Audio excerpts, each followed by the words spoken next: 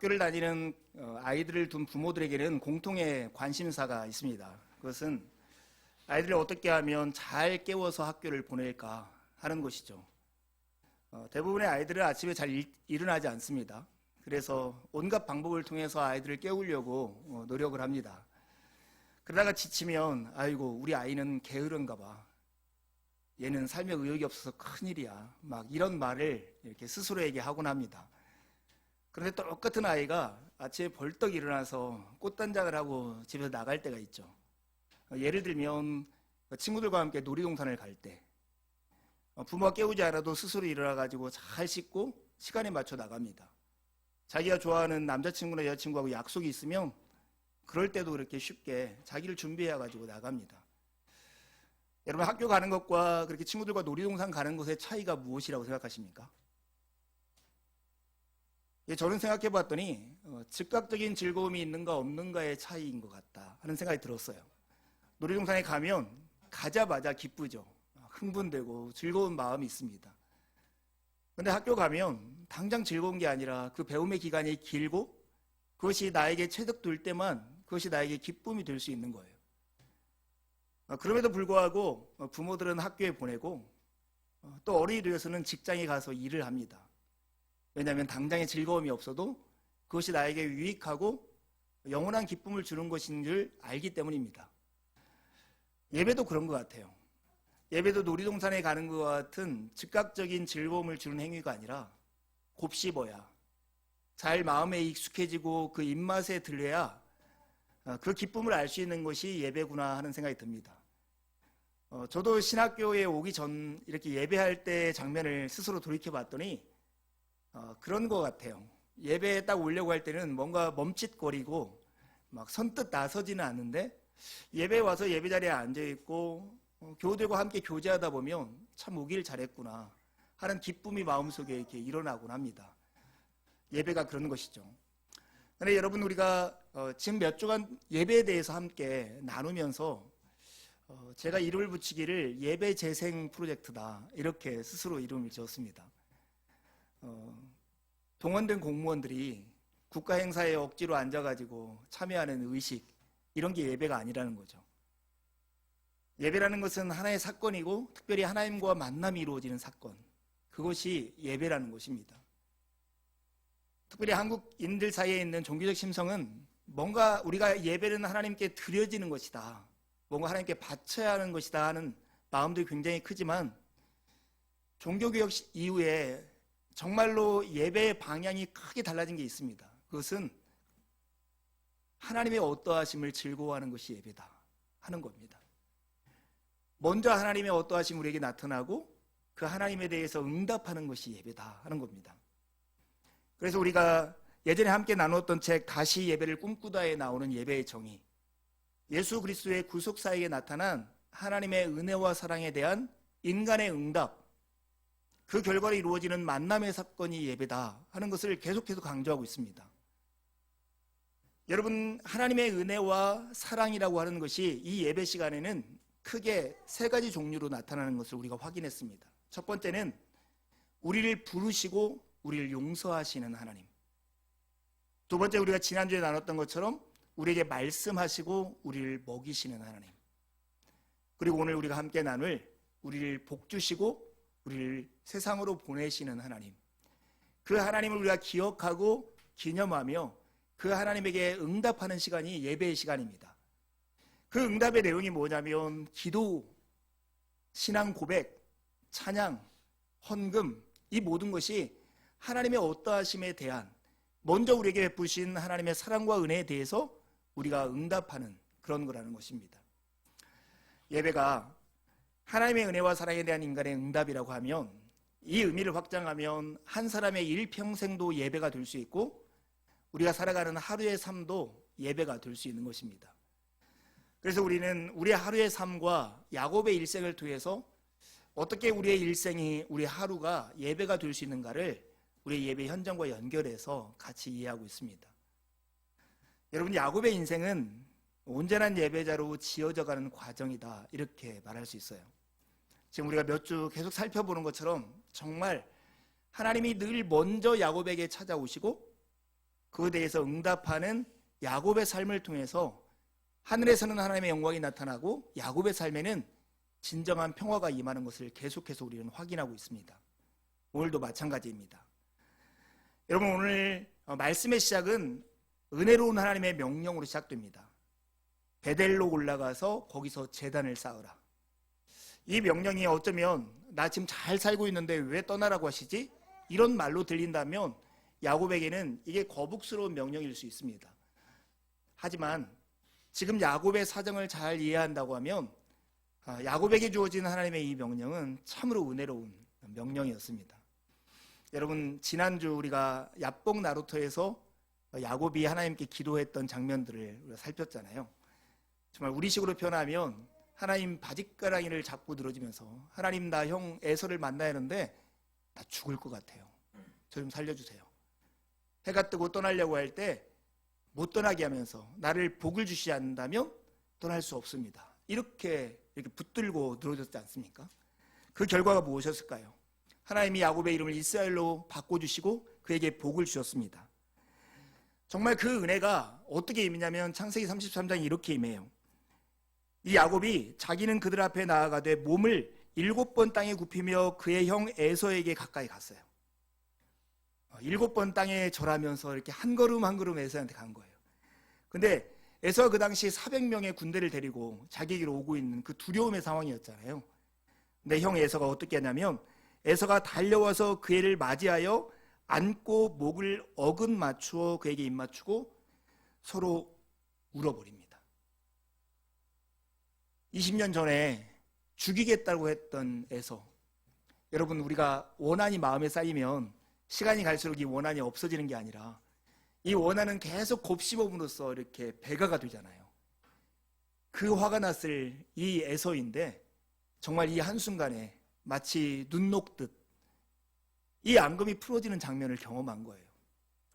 그러면 이 야곱이 어떻게 해야 할까요? 진짜 하나님을 찬양하고 자기 하나님이 약속한 대로 그렇게 행동하는 것이 사람의 당연한 도리가 아닐까요?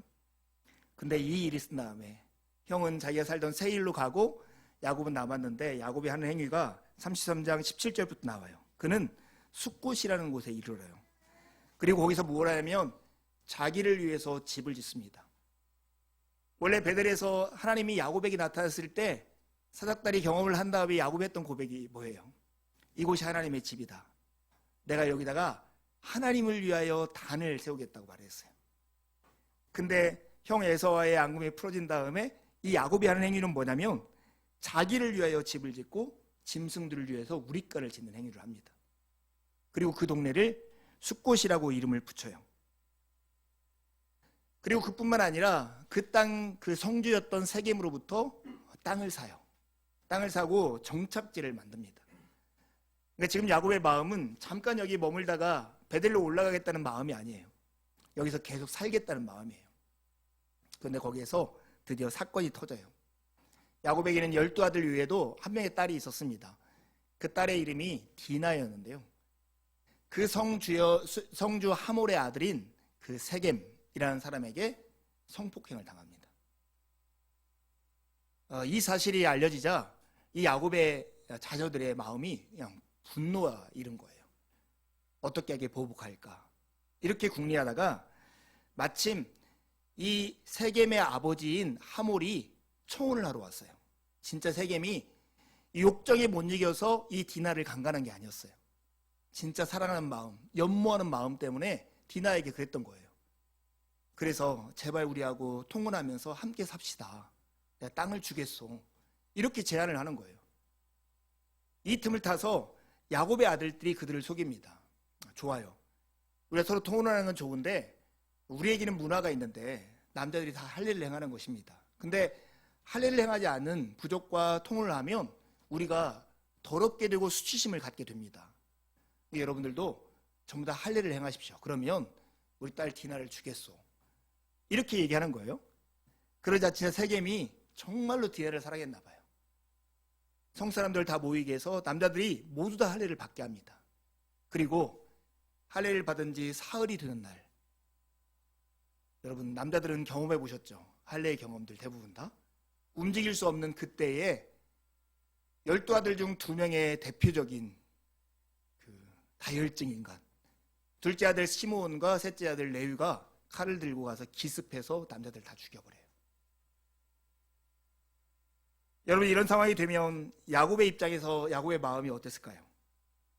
야, 내가 진짜 분노가 나서 그냥 화가 나서 잠을 이룰 수 없는데 너희들이 이 원한을 풀어줘서 진짜 고맙다, 이렇게 반응했을 것 같은데 야곱의 반응은 영 달랐습니다. 이렇게 야곱이 34장 30절에 얘기합니다. 야곱이 시므온과 레위에게 이르되 너희가 내게 화를 끼쳐 나로 하여금 이 땅의 주민 곧 가나안 족속과 브릿 족속에게 악취를 내게 했다. 나는 수가 적은즉 그들이 모여 나를 치고 나를 죽이리니 그러면 나와 내 집이 멸망할 것이다. 이런 두려움에 사로잡힙니다. 형 에서를 만나기를 앞두고 두려웠던 그 마음이 야곱의 마음 가운데 다시 일어난 거예요. 자기는 숫자가 적고 관리해야 할 짐승들은 많아요. 그리고 그 성중에 세겜의 남자들을 죽였으니 그 인동의 사람들이 다 힘을 합해서 자기를 공격할 것이 뻔했습니다. 이런 상황에서 맞서 싸울 수도 없고 도망칠래야 도망칠 곳도 없는 그 야곱에게 지금 하나님이 나타나서 하시는 명령이 이거예요. 베델로 올라가서 제단을 쌓으라. 정말로 진퇴양난의 어려운 상황 가운데 있는 이 야곱에게 하나님이 찾아와서 하는 은혜로운 명령을 오늘 야곱이 듣습니다. 야곱의 일생이 예배라고 하면 야곱을 향해서 늘 먼저 행동하고 먼저 손을 내밀고 먼저 사랑과 은혜를 베푸시는 분은 하나님이셨고 지금도 하나님이십니다. 그게 말씀하시면서 베델로 올라가라고 말씀합니다. 이 말을 거꾸로 하면 내가 너하고 약속했던 그 약속 나는 지금도 변함없이 지키고 있다. 야곱아, 너도 제발 지켜. 그래서 이 약속이 깨어지지 않게 해라. 그것이 하나님이 지금 야곱에게 하는 약속입니다. 여러분, 하나님의 약속과 하나님의 말씀이 그리고 하나님이 신실하고 하나님이 능력이 있다 할지라도 그것 자체로만은 우리에게 사건이 이루어지지 않습니다. 하나님의 말씀과 하나님의 약속은 그 말씀을 듣고 그 말씀을 받아들이는 한 사람의 인격적인 한 사람의 믿음과 순종의 반응을 통해서만 현실이 되고 사건이 이루어집니다. 야곱은 하나님의 이 약속의 말씀에 즉시 순종하는 반응을 보입니다. 자기 가솔들을 모아놓고 우리가 이제 베델로 올라가자 이렇게 얘기합니다. 야곱이 하나님을 이렇게 고백해요. 3절에 보면 우리가 일어나 베델로 올라가자. 내 환난 날에 내게 응답하시며 내가 가는 길에서 나와 함께 하신 하나님께 내가 제단을 쌓을 것이다. 내 환난 날에 내게 응답하시고 내가 가는 길에 나와 함께하며 나를 보살피시고 지키신 그 하나님께 예배하러 올라가자. 야곱이 이제야 하나님이 자기에게 했던 그 약속과 언약을 되새기는 거예요. 그래서 하나님을 만날 만한 준비를 하게 합니다. 먼저 버려라. 너희들이 지금 이 세겜 땅의 문화에 동화되어서 지금 가지고 있던 이방 우상들을 제발 버려라. 몸을 정결케 해라. 그리고 너의 의복을 바꿔 입어라. 고대 사회에서 옷을 바꿔 입는다는 것은 도덕적이고 종교적인 순결함을 갖추라 하는 의미였습니다.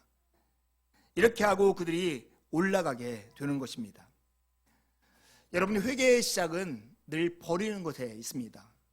하나님과 우리 사이를 가로막고 있던 담, 이 당시 야곱과 야곱의 가솔 사이에서는 이방 신상들이었던 것들, 그런 것들을 버리는 것이 하나님과의 언약을 회복하고 새로운 길로 들어서는 첫 걸음입니다. 사랑하는 여러분 안에도 하나님과 여러분 사이를 가로막아서 크신 하나님을 보지 못하도록 하는 무엇이 있습니까? 하나님과의 온전한 예배의 회복의 첫 걸음은 하나님과 여러분 사이를 가로막고 있는 그것들을 버리는 곳으로부터 시작할 수 있습니다. 이렇게 하나님 앞에 순종으로 반응한 이 야곱을 향해서 하나님은 당신의 뜻을 이룹니다. 여러분, 그들은 떠났습니다. 야곱은 자기들이 도망가는 걸 알면 그 동네 사람들이 다 와서 자기를 죽일 거라고 생각했습니다. 그런데 뜻밖에도 그런 일이 일어나지 않았습니다. 왜냐하면 하나님이 그 사면 고을들로 크게 두려움을 주었기 때문입니다. 그래서 감히 야곱과 야곱의 일행을 따라 나설 수 없는 그런 처지로 만들었던 것입니다. 그 결과 야곱과 그와 함께한 모든 사람이 베델에 이르러서 제단을 쌓게 됩니다. 여러분, 하나님의 약속과 말씀은 믿음과 순종으로 반응하는 인간의 삶의 태도를 통해서 우리의 삶에서 현실이 되고 사건이 이루어집니다. 이것이 하나의 예배이고 우리의 믿음의 여정이고 신앙의 기쁨이기도 합니다. 여러분, 하나님의 말씀을 읽고 듣고 묵상하고 하는 이 말씀들을 믿음과 순종으로 반응하며 살고 있습니까? 이번 주 한 청년과 제가 저녁을 같이 먹으면서 교제하는 시간을 가졌습니다. 우리 몸된 교회 교우는 아니고 우리 몸된 교회에 와서 저녁마다 기도하던 형제였습니다. 저도 기간을 잘 몰랐는데 4년 전에 이곳에 찾아와서 저에게 기도하도 되냐고 그랬어요. 근데 그 청년 키가 한 1m 90 정도 되어가지고 제가 늘 이렇게 우러러보는 그런 친구였습니다. 근데 이 청년이 이 근처에 있는 홍보 전문 업체에 취업을 해서 고향 원주에서 처음으로 서울살이를 하게 된 거예요. 근데 서울살이를 하는데 너무 낯설고 첫 번째 직장에서 일이 너무 어려운 거예요. 근데 자기가 얻어놓은 조그마한 오피스텔은 방음이 안 돼서 울 수가 없었대요. 그래서 마음껏 울면서 기도할 수 있는 공간을 찾았는데 여기였다는 거예요. 근데 제가 너무나 너그러워서 기도하고 싶으면 언제든지 오라고 비밀번호를 딱 선뜻 건네준 거예요. 그래서 이 형제가 저를 만나지 못할 때도 밤에 늦게 퇴근해서도 여기 와서 기도를 했대요. 이번에 와서 저에게 이렇게 했어요. 목사님, 사실은 기도한 게 아니라 울었습니다. 한 30분 울면은 마음이 시원해지고 그래서 다음날 또 일할 수 있었다고 그래요. 4년 동안 이 직장에서 일하고 6개월 전에 좀 더 좋은 조건에 있는 비슷한 업종의 회사, 그것도 믿음의 기업으로 이직을 한 다음에 내년 봄에 결혼한다는 소식까지 가지고 왔어요. 들으면서 참 기쁘고 좋더라고요. 근데 이 형제가 저에게 했던 말 중에 제 마음속에 담아있는 한 가지 단어가 있었어요. 그것은 뭐냐면 선택이었어요. 자기는 모태신앙이었대요. 그리고 이 정도까지 극단적인 선택을 요하는 상황에 처음 처해졌을 때요. 내가 시골로 내려가 버릴까? 견디면서 일해야 할까? 그냥 포기해 버릴까? 아니면 그래도 계속 할까? 이 형제가 이렇게 얘기했어요. 목사님, 그래도 제가 그때 하나님께 가까이 가려고 했던 선택을 한 게 저의 삶에서 가장 좋은 선택이었던 것 같아요. 그 어려운 때에 그냥 술을 마시면서 그냥 막 화를 풀고 스트레스를 풀 수도 있고 누군가 사람하고 만나서 잡담할 수 있을 텐데 그 어려운 때에 자기는 모태신앙의 기억 때문에 그냥 교회 와서 기도하기로 결정했다는 거예요. 하나님께 매달리기로 결정했다는 거예요. 그 결과 지금 자기에게는 자기가 생각할 수 없었던 많은 복을 누리고 있노라고. 그 고백을 들으면서 저도 여러 가지 생각을 하게 되었고 여기에 있는 우리 교우들에게도 이 얘기를 나누고 싶었어요. 여러분, 오늘 야곱도 이런 어려운 상황 가운데 그들과 유화하고 대충 그들과 어울려서 살 수 있는데 하나님의 말씀 앞에 반응하면서 하나님과 한 걸음 가까이 가는 쪽에 선택을 했던 것처럼 예배라고 하는 것, 예배와 같은 삶을 산다라고 하는 것은 은혜로운 하나님, 사랑의 하나님, 당신이 약속하신 것을 신실하게 지키는 능하신 하나님, 그 하나님을 향해서 우리 어려운 처지를 가지고 한 걸음 나아가는 것, 그런 선택을 하는 것이 진짜 복된 삶이라는 것입니다. 여러분의 인생에도 그런 선택을 하는 귀한 은혜가 있기를 바랍니다. 정말 주님은 환난 날에 야곱에게 응답하시고 가는 길 어디에서나 그와 함께하며 그를 보살펴 주셨습니다. 야곱은 거듭 넘어졌지만 하나님은 은혜로 그를 다시 일으켜 세우셨습니다. 그리고 당신의 뜻이 야곱의 순종을 통해서 그의 삶에서 복된 현실이 되도록 그렇게 만들고야 마셨습니다. 하나님은 야곱뿐만 아니라 여러분의 인생과도 동일한 계획을 가지고 일하시고 역사하고 계신 하나님이십니다. 사랑하는 여러분, 우리가 살아가는 삶 속에서 예배라고 하는 것이 주일날 한번 모여서 1시간 정도 모여서 드리는 이 예배가 전부가 아닙니다. 하나님의 사랑과 은혜에 응답하는 우리의 모든 삶의 내용이 예배라고 하면 실제 우리의 예배는 여기에 모여서 드리는 예배보다 훨씬 더 많은 시간을 우리의 삶의 일상에서 보내면서 지내게 될 거예요. 그러면 어떻게 우리는 우리의 일상에서 하나님의 사랑과 은혜를 기억하며 거기에 야곱이 반응했던 것처럼 믿음과 순종으로 반응하며 살 수 있을까 하는 거예요. 그렇게 살고자 한다면 그런 힘과 그런 능력을 어디에서 얻을 수 있을까요? 오늘 우리가 공적으로 드리는 예배의 순서에는 우리가 그렇게 살아갈 수 있는 힘을 주는 귀한 시간이 있습니다. 그것이 바로 예배를 마치는 파송의 말씀과 축복을 선언하는 축도의 시간입니다. 여러분, 우리가 숨을 쉬어야 우리가 살 수가 있잖아요. 밥을 먹어야 움직일 수가 있습니다. 그런 것처럼 하나님이 하나님의 나름대로 하나님의 일하는 방식이 있어요. 하나님은 누군가를 보내셔서 하나님 당신의 뜻을 이루게 하시는 그런 방식으로 일을 하십니다. 삼위일체 하나님은 새 인격을 가지고 있지만 동일한 본질로서 묶여있는 분들이십니다. 공통의 사역을 하실 때 서로가 서로를 보내심으로써 하나님의 선한 뜻들을 이루시는 방식을 선택합니다. 아버지는 아들이신 예수 그리스도를 이 땅에 인간의 몸을 입고 보내셔서 우리를 구원하고자 하는 하나님의 뜻을 이루셨습니다. 예수 그리스도는 부활하고 승천하신 다음에 아버지께 구하여서 성령을 우리에게 보내주셔서 당신이 이 땅에서 제자들과 함께 하셨던 것처럼 우리와 함께 하시는 그 일을 지금도 행하고 계십니다.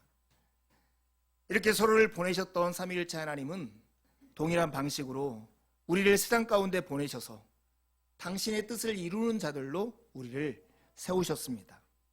이것이 하나님의 방법입니다. 이렇게 우리를 세상에 보내실 때 하나님께서 축복한다는 의미는 우리가 그곳에 가서 권한과 능력을 부여받고 그 일을 잘 감당할 수 있는 능력을 우리에게 주시는 시간이 바로 축도의 시간입니다. 오늘부터 축도를 이렇게 할 때 사실은 가슴에다 손을 얹고 축복의 기도를 받기를 그런 걸 하려고 합니다. 사실은 축도라고 하는 게 그냥 목사가 복을 빌어가지고 여러분에게 복이 내려지는 시간이 아닙니다. 원래 예배학에서 공식적인 말은 강복선언입니다. 하나님께서 우리에게 약속하신 복을 교회를 대표해서 목회자가 여러분에게 선언하는 것입니다. 목회자가 기도가 열렬하고 막 진설돼가지고 여러분에게 복이 임하는 게 아니라 하나님 예배에 참여하고 세상으로 나가는 모든 자들에게 복을 주시겠다고 약속하셨고 그 약속을 여러분에게 상기시키는 시간이 바로 축도의 시간입니다. 그래서 어느 교회는 축도의 시간에 눈을 뜨고 목사를 바라보면서 그 얘기를 듣게 합니다. 그러나 조금 어색할 수 있으니까 오히려 가슴에 손을 얹고 하나님에게 우리에게 복 주심을 기억하면서 이 메시지를 귀에 담는 것이 참 좋겠다 하는 생각이 듭니다. 여러분, 축도의 의미가 뭘까요? 축도의 의미가 뭘까요? 이것은 예배를 마치고 삶의 현장으로 가는 성도들이 맡은 사명을 잘 감당할 수 있도록 하나님이 이미 우리에게 복 주셨음을 선언하는 시간입니다. 여러분, 이것은 아주 낯선 것이 아니라 아브라함에게 하나님께서 복 주신 일부터 우리에게 아주 익숙한 장면입니다. 여러분, 바벨탑 사건 이후에 세상에게 소망이 하나도 없을 때 하나님은 아브라함을 부르셨습니다. 그리고 밑도 끝도 없이 하나님이 아브라함에게 복을 주시겠다고 말씀하세요.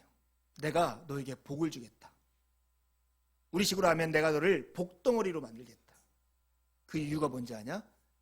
너를 세상에게 복이 되게 하게 만들기 위해서다. 내가 너를 통해서 세상에게 복을 주겠다. 이게 하나님이 누군가를 보내셔서 세상 가운데 살게 하신 목적입니다. 축도는 그것을 재현하는 것입니다. 하나님은 이미 우리에게 복을 주셨고 우리로 하여금 세상 가운데 가서 하나님의 복을 흘려보내는 사람으로 우리를 파송하는 것입니다. 그러기에 이 축도의 자리는 우리가 누구이고 우리가 세상 가운데 어떠한 삶을 살아가는 존재인가를 확인하는 시간이기도 합니다. 우리는 하나님의 백성이 되어서 하나님의 복을 받은 자이고 세상 가운데 살면서 하나님의 복을 그 복이 필요한 사람들에게 흘려보내는 사람들로 보냄을 받은 자들, 그것이 우리의 정체성이라는 것입니다. 여러분, 이것은 참으로 우리에게 위대하고 구원의 통로가 되는 말씀입니다. 왜냐하면 우리가 살아가는 대부분의 삶이 어떤 건가를 여러분 기억해 보세요. 대부분 우리는 우리에게 부족한 무슨 복을 우리에게 채우려고 안간힘을 힘어서 살곤 합니다.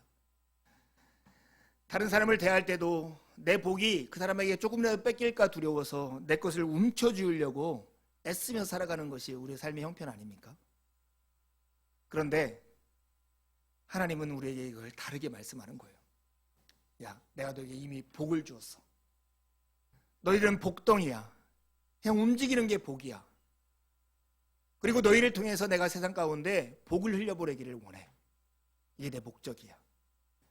너희가 사는 곳, 너희가 머무는 곳은 너희가 누구인가를 증명하는 것이 아니라 너희가 지금 복을 흘려보내기 위해서 내가 너를 보낸 곳이야. 이렇게 말씀하는 것입니다. 축도의 시간은 그 모든 것을 우리에게 확인시켜주며 하나님 앞에 나의 정체성을 확인하는 것입니다. 여러분, 야곱이 다시 한번 이 세겜에 살다가 베델로 올라가는 그런 삶을 선택할 수 있었던 이유가 무엇입니까? 하나님과 그가 맺었던 언약.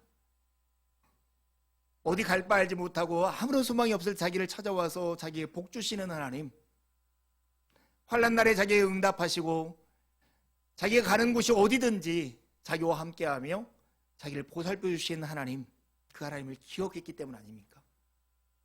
우리가 마지막 축복의 기도를 받는 시간, 이 시간은 내가 야곱과 같은 존재이고 아브라함과 같은 존재이고 하나님의 복을 받고 하나님의 복을 흘려보내는 자로 우리가 살아가는 삶의 현장으로 보냄받은 자라는 것을 확인하는 시간입니다. 이것을 우리가 제대로 이해하고 인식할 때 우리는 세상 가운데 세상과 구별된 삶을 살 수 있습니다. 예수님은 아버지께서 나를 보내신 것 같이 나도 너희를 보낸다라고 말씀하십니다. 예배에서 영향을 공급받고 복을 받은 후 우리는 한 줌의 소망이 되어 세상 가운데 살면서 그곳에서 작은 예수로서 다른 사람들을 섬기고 사랑하는 삶을 살도록 보내심을 받았습니다. 여러분, 이 전통은 사실은 이스라엘부터 시작되었습니다. 성전에서 제사를 지내고 제사를 끝난 다음에 세상에 나오면 그 뜰에는 그 제사 드리는 장면, 그것을 대기하고 있는 많은 백성들이 있었습니다. 그러면 그들을 향해서 제사장은 손을 들고 하나님의 복을 선언하도록 되어 있습니다. 그것은 하나님이 직접 명령하신 거예요. 민수기 6장 22절부터 보면 여호와께서 모세에게 말씀하여 이르시되 아론과 그의 아들들에게 말하여 이르기를 너희는 이스라엘 자손을 위하여 이렇게 축복하여 이르라. 여러분, 너무나 익숙한 말씀입니다. 여호와는 내게 복을 주시고 너를 지키시길 원하며 여호와는 그의 얼굴을 내게 비추사 은혜 베푸시기를 원하며 여호와는 그의 얼굴을 내게 비추사 은혜 베푸시기를 원하며 여호와는 그 얼굴을 내게로 향하여 드사 평강 주시기를 원하노라 할지어다. 이렇게 축복했을 때 그들이 이같이 내 이름으로 이스라엘 백성을 축복할지니 내가 그들에게 복을 줄 것이라고 하나님이 말씀하십니다. 여러분, 세 가지 약속을 해주신 거예요. 지켜주신 거, 은혜 주시겠다는 거, 평강을 주시겠다는 약속입니다. 그런데 우리에게는 우리를 지켜주시고 우리에게 은혜를 베푸시고 우리에게 평강을 내려주시는 예수 그리스도가 우리와 늘 함께하며 우리와 동행하신다는 사실을 믿고 있습니다. 우리는 그런 복을 받은 자들입니다. 여러분, 어린 설교에서 농담처럼 했지만 이 시대는 각자 도생의 시대여서 혼자 라면을 먹으면서 늘 무섭고 두려운 시대를 살아가고 있습니다. 우리와 함께 하시겠다고 약속하신 주님, 그 주님이 주시는 함께 라면을 늘 먹고 사세요. 그럴 때 우리는 즐겁고 안전한 삶, 이웃에게 복된 삶을 살 수 있습니다. 여러분, 이 삶은 우리의 예배 현장에서 구체적으로 우리의 삶의 현장에서도 구체적으로 현실이 될 수 있습니다. 여러분, 우리가 잠에서 깰 때, 그리고 잠에서 깨서 이부자리를 펼 때, 아침에 일을 닫고 세수할 때, 밥을 먹을 때 예배의 행위를 이렇게 기억하자고 지금까지 나누었습니다. 오늘은 여러분이 출근하는 길에서 이 두 가지를 되새겼으면 좋겠습니다. 첫 번째는 여러분이 누구인가 정체성을 되새기는 시간이 되었으면 좋겠어요. 축복의 기도를 받고 삶의 현장으로 나온 여러분의 정체성은 이미 복을 받고 그곳으로 보내진 사람들입니다. 우리는 이미 하나님의 복을 받은 자로서 일터로서 보내진 자들입니다. 어떤 사람이 하는 일로 그 사람을 평가하는 시대를 우리가 살고 있지만 하나님은 우리가 하는 일로 우리를 평가하는 게 아니라 그 일 속에서 복을 받은 자로서 어떻게 복을 나누고 있느냐로 우리를 평가하는 시대를 우리가 살고 있습니다. 여러분, 저를 한번 봐보세요. 저는 목회자로서 살아가는 삶에 주어지는 큰 복 중에 하나가 사람을 대하는 태도라고 생각합니다. 여전히 저도 부족하고 연약하지만 성도들을 바라볼 때 한 명 한 명을 존귀하게 바라봅니다. 그게 목회자로 살아가는 삶에 굉장히 주어진 큰 복이라고 생각합니다.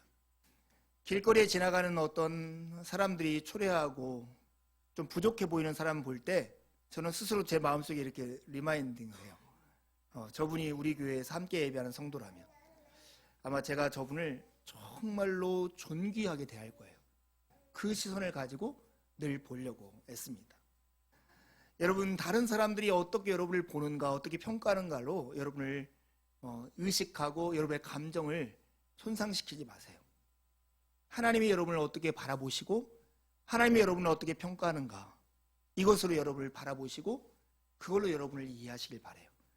그걸 이해할 수 없다면 제 눈빛을 바라보세요. 여러분 한 명 한 명을 참 존귀하게 이해하고 대하고 소중하게 살피고 섬기고자 하는 저라도 보시고 여러분이 얼마나 귀하고 하나님의 복받은 존재인가를 기억하는 여러분이 되기를 간절히 바랍니다.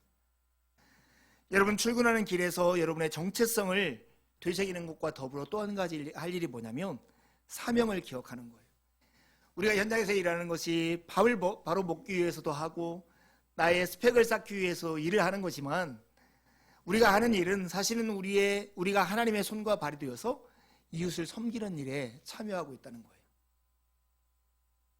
마르틴 루터가 이렇게 얘기했어요. 하나님은 소 젖을 짜는 직업을 가진 사람을 통해서 친히 소 젖을 짜신다. 하나님은 에덴스푸드에서 음식을 만드는 영미 집사님의 손길을 통해서 친히 음식을 만들어서 어린아이들을 먹이신다. 학교에서 가르치는 양 집사님의 입과 손을 통해서 하나님은 친히 이 아이들을 가르치신다. 이게 바로 우리가 믿음 안에서 우리가 하는 일을 경험하는 거예요. 우리는 우리가 하는 일을 통해서 하나님의 손과 발이 되어서 하나님이 지금 우리가 살아가는 삶의 현장에서 하고 있는 일을 우리가 재현하면서 경험하는 그런 삶을 살아가는 것입니다. 그러기에 우리는 전문가가 되어야 합니다. 자기 하는 일을 잘 해야 합니다. 우리가 자기 하는 일을 잘할수록 우리는 우리의 삶을 통해서 하나님의 뜻들이 더 많이 더 적극적으로 현실이 될 것입니다. 저는 이번 주 뭘 하나 이해하다가 상상력의 가격이 얼마나 될까 하는 것을 생각해 봤습니다. 제가 생각했던 것은 상상력의 가격은 100억이다 이렇게 계산했어요. 왜 상상력의 가격이 100억일까요? 제가 이렇게 가격을 매겼던 이유는 지난주 창훈 형제한테 들었던 얘기 때문입니다. 영화를 보통 이렇게 제작하는데 요즘 비용이 막 100억 이렇게 든다며요. 맞아? 100억. 그런데 예전에 김영하라고 하는 소설가가 자기 소설을 이렇게 텍스트로 해가지고 이렇게 USB에 담으면 20메가도 안 된대요. 그런데 이것을 영화로 만들면 100억이 드는 거예요. 그러니까 만약에 자기가 영화로 만들지 않고 상상력으로 그걸 충분히 누릴 수 있으면 영화 제작 비용만큼 상상력의 가격이 되겠다 하는 생각이 들었습니다. 그러면서 순종의 가격은 얼마일까 이런 생각이 들었어요. 순종의 가격은. 하나님의 선한 뜻이 우리의 순종을 통해서 현실이 되는데 순종의 가격이 어떻게 될까? 믿음의 가격은 얼마일까? 계산할 수 없을 만큼 큰 돈이겠다 이런 생각이 들었습니다.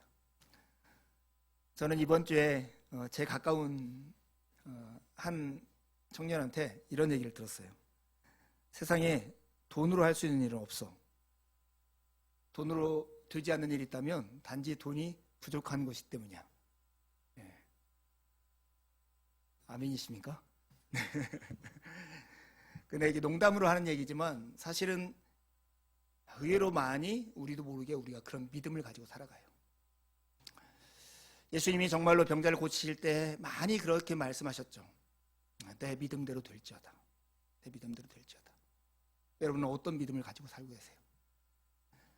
하나님은 능하시고 신실하시고 우리를 사랑하시고 은혜를 베푸시며 그분의 약속은 반드시 이루어진다는 믿음과 순종으로 반응한다면, 우리의 가능성에 매이지 않고 하나님의 가능성에 마음을 연다면 우리의 순종의 가격은 우리가 셈할 수 없이 큰 현실로 우리에게 다가오게 될 것입니다.